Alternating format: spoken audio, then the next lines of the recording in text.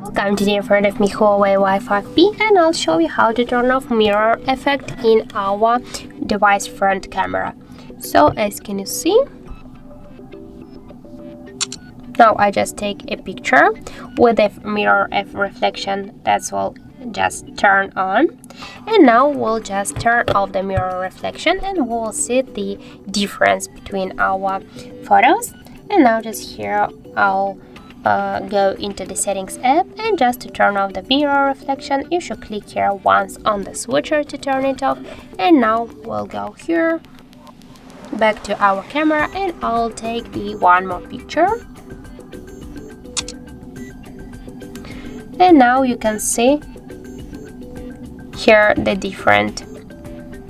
So this photo was just taken with the mirror reflection, and that's when I just turn off the mirror reflection.